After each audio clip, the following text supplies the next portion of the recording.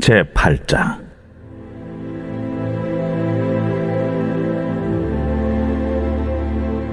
내가 내 어머니의 젖을 먹은 오라비 같았더라면 내가 밖에서 너를 만날 때에 입을 맞추어도 나를 업신여길 자가 없었을 것이라. 내가 너를 이끌어 내 어머니 집에 들이고 내게서 교훈을 받았으리라. 나는 향기로운 술, 곧 석류즙으로 내게 마시게 하겠고, 너는 왼팔로는 내 머리를 고이고 오른손으로는 나를 안았으리라. 예루살렘 딸들아, 내가 너희에게 부탁한다. 내 사랑하는 자가 원하기 전에는 흔들지 말며 깨우지 말지니라. 그의 사랑하는 자를 의지하고 거친 들에서 올라오는 여자가 누구인가? 너로 말미암아 내 어머니가 고생한 곳, 너를 낳은 자가 애쓴 그곳, 사과나무 아래에서 내가 너를 깨웠노라. 너는 나를 도장같이 마음에 품고 도장같이 팔에 두라. 사랑은 죽음같이 강하고 질투는 수월같이 잔인하며 불길같이 일어나니 그 기세가 여호와의 불과 같으니라. 많은 물도 이 사랑을 끄지 못하겠고 홍수라도 삼키지 못하나니 사람이 그의 온 가산을 다 주고 사람과 바꾸려 할지라도 오히려 멸시를 받으리라. 우리에게 있는 작은 누이는 아직도 유방이 없구나. 그가 청혼을 받는 날에는 우리가 그를 위하여 무엇을 할까? 그가 성벽이라면 우리는 은망대를 그 위에 세울 것이요, 그가 문이라면 우리는 백향목 판자로 두르리라. 나는 성벽이요 내 유방은 망대 같으니 그러므로 나는 그가 보기에 화평을 얻은 자 같구나. 솔로몬이 바알 하몬의 포도원이 있어 지키는 자들에게 맡겨두고 그들로 각기 그 열매로 말미암아 은천을 바치게 하였구나. 솔로몬, 너는 천을 얻겠고 열매를 지키는 자도 200을 얻으려니와 내게 속한 내 포도원은 내 앞에 있구나. 너 동산에 거주하는 자야. 친구들이 내 소리에 귀를 기울이니 내가 듣게 하려무나. 내 사랑하는 자야, 너는 빨리 달리라. 향기로운 산 위에 있는 노루와도 같고 어린 사슴과도 같아라.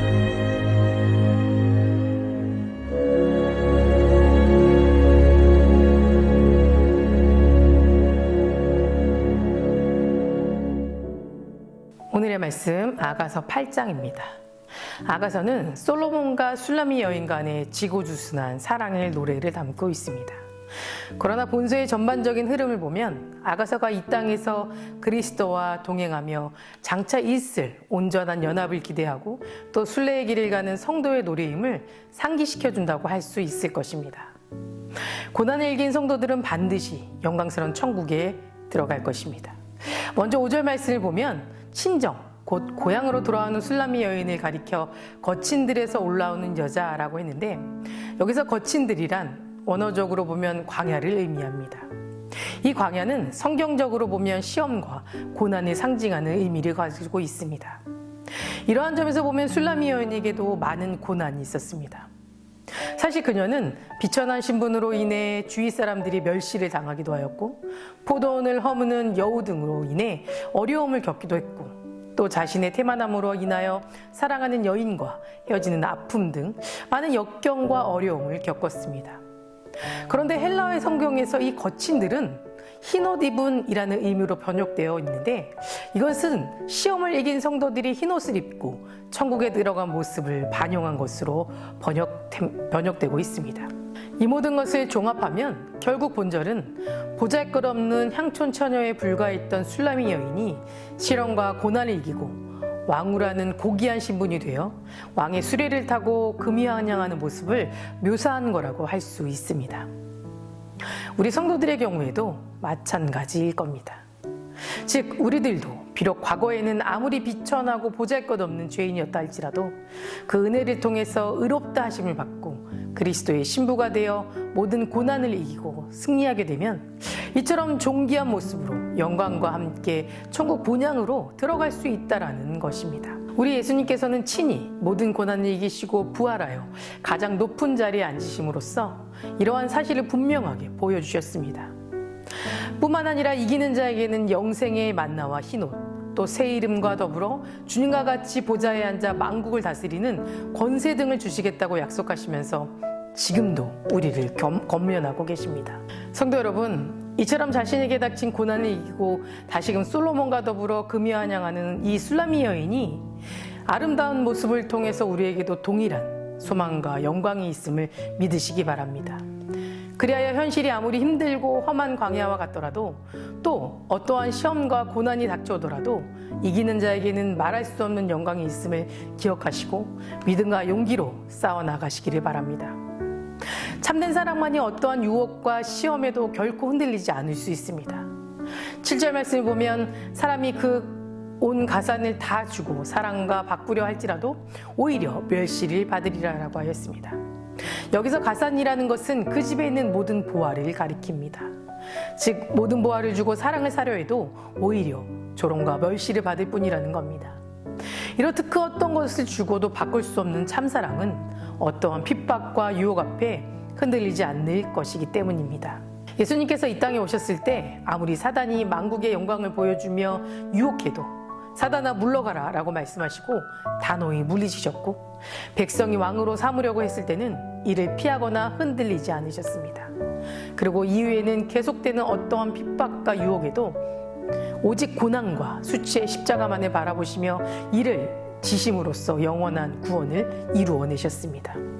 이처럼 모든 영광을 버리시고 십자가를 지신 것은 우리를 향한 사랑이 그토록 크고 위대했기 때문입니다. 그런데 우리들은 이 같은 사랑을 베푸시고 행하신 그리스도 앞에 참으로 부끄럽고 수치스러운 모습을 보일 때가 많습니다. 핍박이나 위협은 물론 재물이나 쾌락 등 조그만 시험과 유혹 앞에 쉽게 흔들리고 무너질 때가 많다는 겁니다. 섹스피어를 두고 누군가 그 위대함을 묻자 당시 인도를 식민지로 가지고 있던 영국인들은 한결같이 인도는 포기할지라도 섹스피어와는 바꿀 수 없다라고 자랑스러운 표정을 지었다고 합니다. 그렇다면 인류의 구세주이신 그리스도는 이 땅의 그 무엇과 비교할 수 있겠습니까?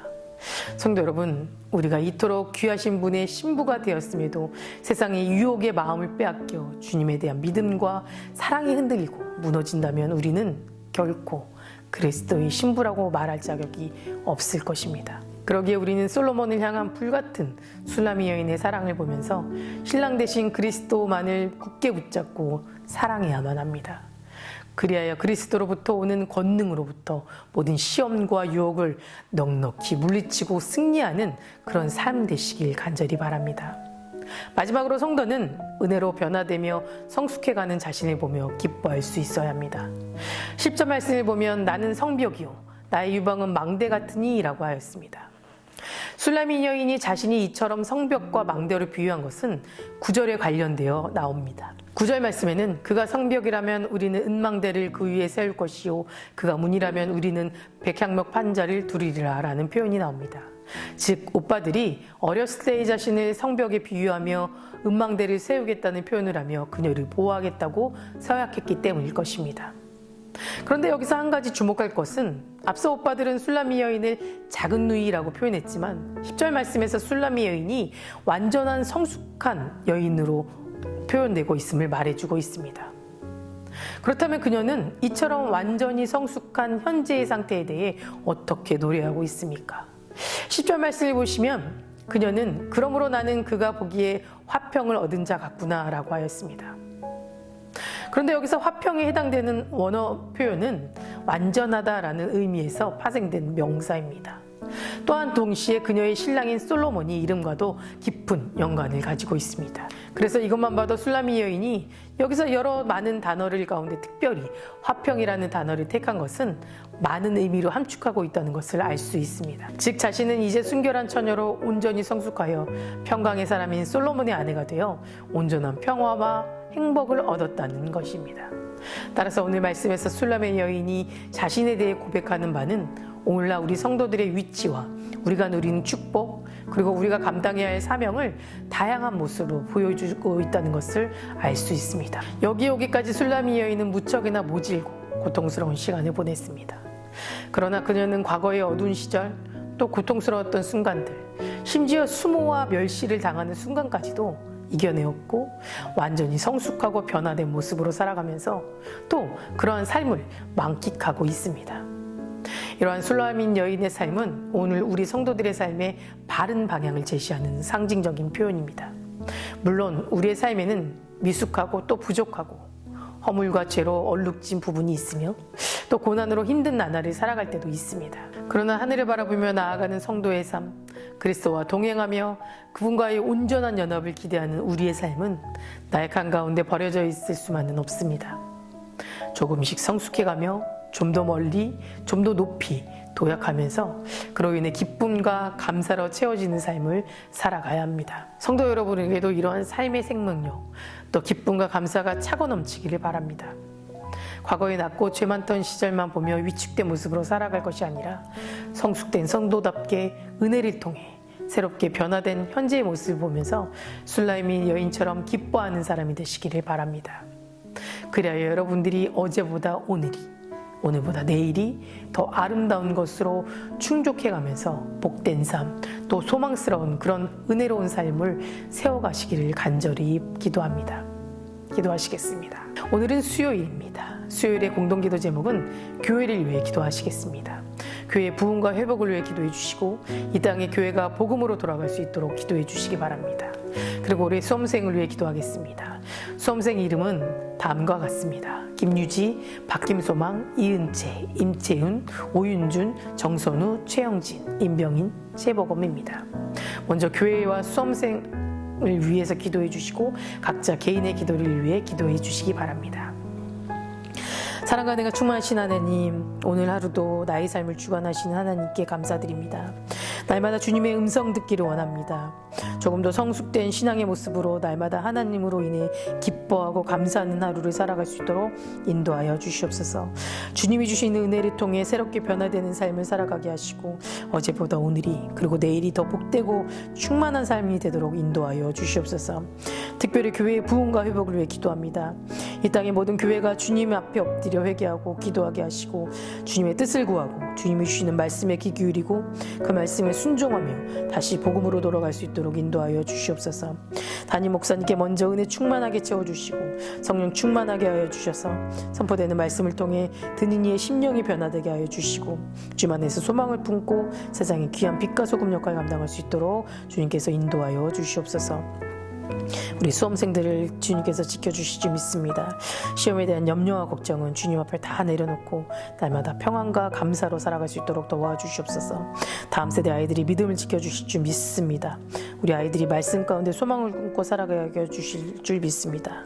감사드리며 예수 그리스도 이름으로 기도드립니다. 아멘.